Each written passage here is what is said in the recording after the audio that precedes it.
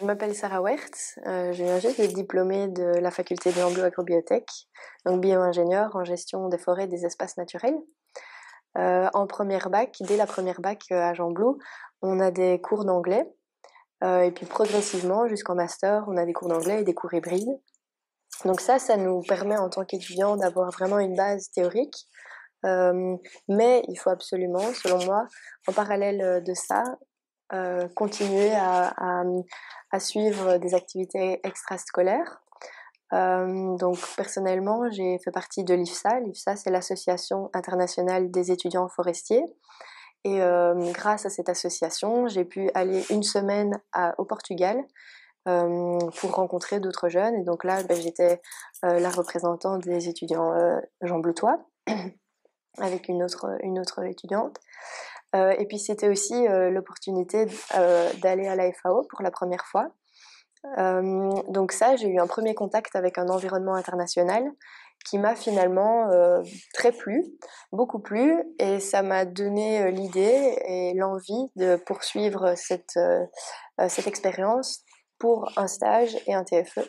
Donc j'ai postulé et donc j'ai fait mon stage et mon TFE à la FAO.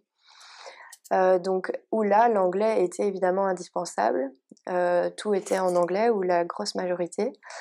Et donc j'ai aussi décidé d'écrire mon TFE en anglais pour que ce soit plus largement diffusé, puisque l'anglais reste la langue qu'on utilise le plus dans le monde. Pour mon TFE, j'ai dû développer une méthodologie en utilisant le SIG, donc Système d'information géographique, pour aider rapidement les gouvernements à savoir où, dans leur pays, ils pourraient accueillir des personnes déplacées. Donc des personnes déplacées incluent les réfugiés, les personnes qui vont traverser la frontière de leur pays, les déplacés internes qui restent dans leur pays, et puis les rapatriés, les personnes qui vont revenir dans leur pays.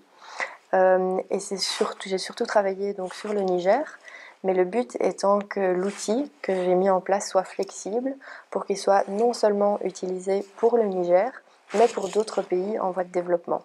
Mon TFE avait vraiment un aspect social très important, et donc ça permet, in fine, ça permettra d'aider les personnes les plus défavorisées dans les pays en voie de développement. Et donc pour ces raisons, j'ai été récompensée par 3 prix. Éric et Dominique, le premier, la Fondation Pierre Lardinois, et Ingénieurs sans frontières, Philippe Carlier, 2019. Donc finalement, je pense qu'en tant que futur ingénieur, et maintenant ingénieur, on doit réfléchir à ce qu'on veut être dans le monde de demain et ce qu'on veut faire. Et ces prix donc, m'ont vraiment récompensée pour ça, parce que j'ai pu sortir de ma bulle d'étudiante et œuvrer pour le bien commun.